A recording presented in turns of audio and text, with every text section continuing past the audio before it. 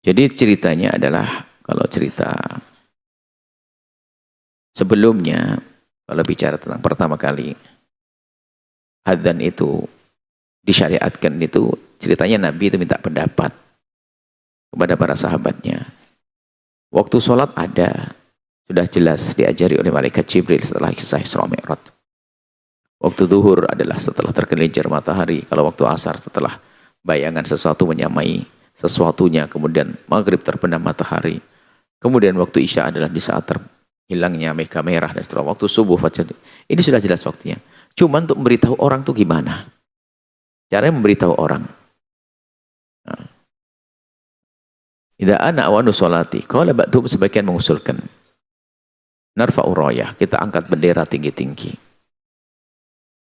Ya betul, kelihatan. Wah, waktu sholat sudah masuk. Tapi yang lihat, yang tidur nggak lihat, yang buta nggak lihat. Nus'ilu naron, kita bikin menyalakan api.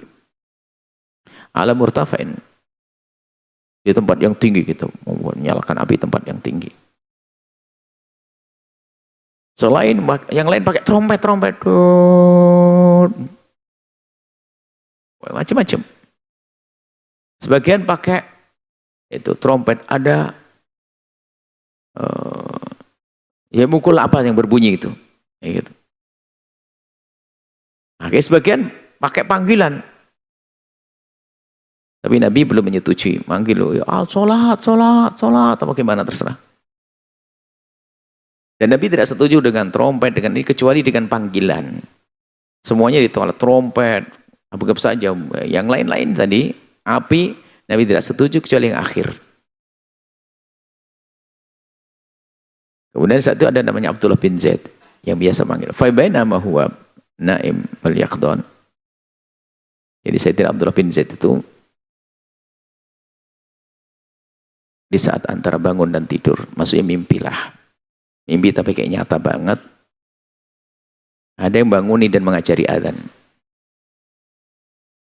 Jadi ada salah satu sahabat Nabi, Abdullah bin Zaid itu, dalam tidur itu bermimpi, tapi mimpinya jelas banget. Sampai apa yang ditemukan dalam mimpi itu nggak hilang di saat terbangun. Sehingga seolah-olah mimpinya itu adalah terjaga. Diajari adzan, bangun, diberitahu Nabi tentang mimpi tersebut. Lalu Nabi menjawab, itulah mimpi hak, mimpi yang benar. Akhirnya baginda Nabi menyuruh Abdullah bin Zaid, ajari Bilal. Karena suaranya bagus, ajari Bilal. Dan akhirnya dikumandangkan adzan oleh Bilal. Itulah awal disyariatkannya adzan. Jadi pertama seolah dalam mimpi, tapi Nabi setelah itu ikrarnya Nabi itu adalah wahyu. Nabi menyetujui adalah wahyu dari Allah. Adzan seperti yang kita dengar, Allahu Akbar, Allahu Akbar. Digunakan, disyariatkannya adzan liyunabbiha al-ghafila, untuk mengingatkan orang yang terlena. Idzakiras sahi, yang lupa, yang enggak ingat biar menjadi ingat. Liyakun al-ijtima'u aman, sehingga perkumpulan nanti menjadi lebih luas, lebih banyak. Kalau sudah sama-sama tahu, berkumpul di masjid orang banyak. Kemudian zada Bilal fi adhan subuh, bisa tidak Bilal menambah adzan subuh, kemudian diikrar, disetujui oleh Nabi, as-salatu khairum minan naum. Semula tidak ada itu, lalu ditambah as-salatu khairum minan naum. Akhirnya itu semua menjadi syariat karena apa? Ikrarnya Nabi. Jadi kalau Nabi menyetujui itu pasti dengan wahyu. Marrotain dua kali. Fawaqaha alaihi Rasul, kemudian Nabi menyetujuinya. Adzan. Adzan yang ada. Di sana ada adzan riwayat tentang hayya ala khairil amal. Seperti di Son'a itu adalah adzannya. Hayya ala khairil amal. Ada. Dan tentunya ini dengan riwayat-riwayatnya. Tapi riwayat kita adalah tidak ada itu. Adanya adalah as-salatu khairum minan naum. Wa kana Rasul ya'muru fi fajri Ramadan bi adzanaini. Nabi menyuruh kalau Ramadan adzan paginya 2 kali. Awaluha yunabbihu bihil ghafilun, yang pertama mengingatkan yang lalai. Hatta yatanabbahu lis-sahur. Jadi adzan pertama ini untuk orang pada sahur. Wa tsani lis-sholati, yang kedua adalah untuk sholat. Nah, ini ada orang mengatakan, jika engkau dengar azan, kan kisah Sayyidina Bilal atau Sayyidina Ummu Maktum, salah satu sahabat Nabi, itu kan riwayat, jika engkau mendengar azan, maka lanjutkan makanmu. Itu azan yang pertama.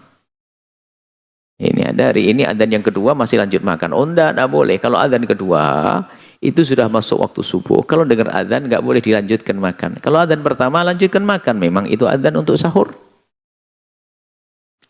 Kemudian setelah itu para ulama, setelah itu, azan itu adalah, azan dua itu bukan hanya di waktu sahur Ramadan, karena puasa disyariatkan kapan saja, sehingga tahajud juga dianjurkan kapan saja, setiap hari. Akhirnya dua azan itu adalah setiap hari. Jadi sebagian tempat azannya dua. Pertama azan mengingatkan orang agar tahajudan. Yang kedua azan agar mereka bangun untuk melakukan sholat. Ini azan itu ada dua. Seperti yang ada di pondok, azan ada dua azan. Dan hendaknya ini kembali kita hadirkan supaya orang tahu azan pertama adalah azan untuk sahur dan untuk tahajud. Azan yang kedua adalah azan untuk melakukan sholat subuh. Wakana adzanul Jum'ati wahidan, dan juga adzan Jumat ada juga disyariatkan di tahun ini adzan Jumat. Cuman adzan Jumat itu semula pada zaman Nabi satu. Adzan Nabi satu.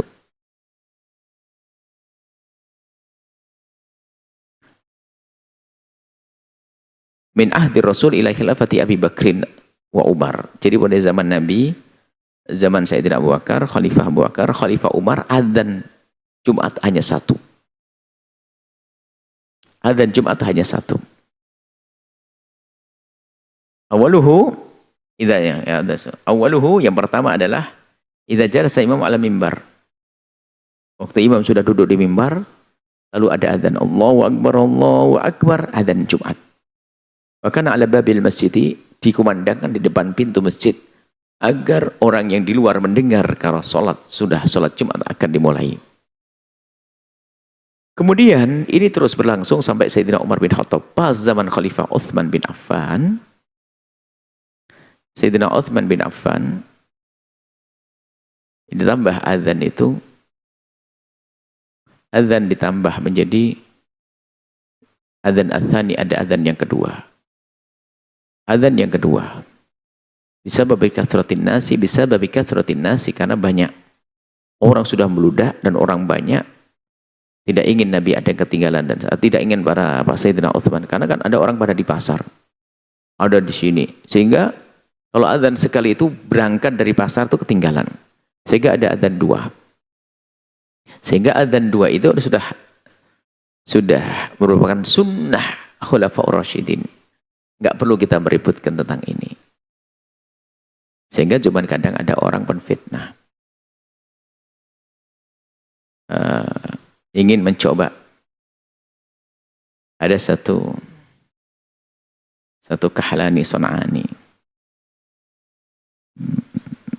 atau salah satu dari pensyarah hadis, apakah Son'ani atau Syaukani, Imam Syaukani, atau yang penting salah satu pensyarah hadis itu seharusnya memaparkan hadis, cukup paparkan hadis bahasanya pada zaman Nabi satu, zaman Sayyidina Utsman dua, dan para ulama ngikuti itu semuanya. Dia mencoba membuat tarjih, tapi sifatnya tidak tahu siapa Bang Imat. Sifatnya kayak semacam provokasi dengan bahasa begini. Sudah jelas bahwa adzan satu adalah dari Rasulullah. Kayak gitu. Adzan dua dari Sayyidina Utsman. Mana yang kau pilih? Wah, ini kan provokasi. Seolah-olah ini musuhan antara Sayyidina Utsman dengan Sayyidina Nabi.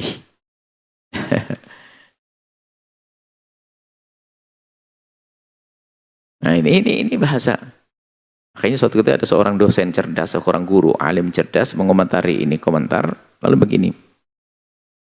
Kemudian dia menambahkan, sang pensyarah hadis mengatakan, Sayyidina Nabi satu adzan, Utsman dua, lalu berkata, coba mana yang kamu pilih? Kalau saya jelas saya milih Utsman. Saya milih Nabi. Kalau bagi saya tentu akan milih apa yang dibawa Nabi. Dia memulai mentarjih. Cuman yang mengajari ini adalah orang cerdas. mana yang kau pilih, Utsman atau orang ini? Digituin juga. Utsman atau orang ini? Ya Utsman dekat dengan Nabi SAW. Nah ini akhirnya kalau ada provokasi baru lagi. Tanpa harus mengatakan seperti itu seharusnya. Cukup paparkan bahwasanya Sayyidina Utsman 2 adzan dengan tujuannya, dan di situ orang-orang besar. Sayyidina Imam Ali ada di situ, tidak mengingkari. Dan sahabat Nabi masih banyak pada zaman Sayyidina Utsman, sahabat Nabi masih ribuan dan tidak ada yang mengingkari. Berarti apa yang dikatakan oleh Sayyidina Utsman adalah termasuk sunnah Nabi, karena Nabi merintahkan alaikum bisunnati wa sunnatil khulafai rasyidin. Hendaknya kau mengikuti sunnahku dan sunnah khulafai rasyidin. Dan kemudian adzan 2, adzan dalam sholat Jumat itu sudah menjadi kesepakatan 4 madhab. Tidak ada satupun dari madhab yang ada kecuali ada 2 adzan. Jadi yang satu adzan malah tidak ada madhab mana, nggak tahu. Yang ada adalah semua 4 madhab. Semua 4 madhab adalah dengan 2 adzan. Ini nggak perlu diragukan masalah 2 adzan seharusnya. Cuma di akhir zaman ada seorang untuk tidak tahu apa yang dimaksud, mencoba di sebuah masjid dengan bahaya provokasi tadi.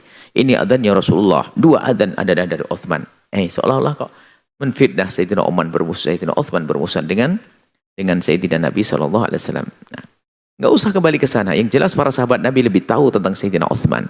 Di saat adzan dikumandangkan 2 berarti bukan bid'ah. Kalau bid'ah berarti Imam Ali tidak tahu bid'ah. Sahabat-sahabat Nabi yang tidak tahu bid'ah. Jadi orang-orang bodoh-bodoh bid'ah, hanya orang akhir zaman saja yang ngerti bid'ah. Sayyidina Ali nggak tahu bid'ah. Ini kan fitnah. Maka yang adzan 1 dalam sholat Jumat adzannya sah. Yang adzan 2, ya benar Sayyidina Utsman ngajari.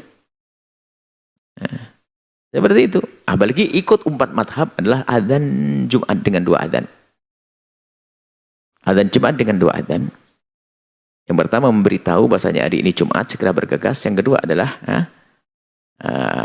sudah di atas mimbar. Jadi pertama memberitahu bahasa masuk waktu adzan. Memang ada perbedaan setelah itu. Apakah adzan yang pertama sudah masuk atau belum? Nah, yang benar adalah sudah masuk waktu adzan, tapi belum langsung salat Jumat. Tapi ada yang mengatakan bahasanya adzan Jumat sebelum masuk. Makanya kalau di Mekah itu adzan 2. Di Madinah adzan 2. Cuman adzannya yang pertama sebelum masuk waktu. Jadi disitulah, jadi sebelum masuk waktu. Adzan yang pertama memberitahu kalau itu hari Jumat, biar bergegas. Sebelum masuk waktu. Adzan yang kedua baru masuk waktu. Akan tapi kebanyakan ulama mengatakan adzan pertama sudah masuk waktu. Cuman belum waktunya khutbah. Jadi sudah masuk waktu adzan pertama, kemudian orang melakukan sholat qabliyah Jumat. 2 rakaat, baru setelah itu antara adzan yang pertama dengan kedua ada jeda untuk sholat, baru setelah itu ada adzan yang kedua, dan adzan kedua di saat khatib sudah di atas mimbar yang biasa kita adakan di tempat-tempat kita. Jadi yang tentunya kita tidak boleh dalam hal ini kita ribut memperselisihkan hal-hal yang semacam ini.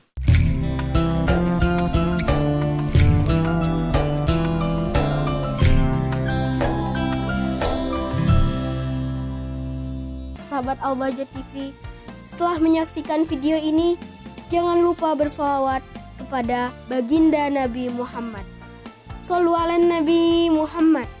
Allahumma sholli alaihi wa ala alihi wa sahbihi.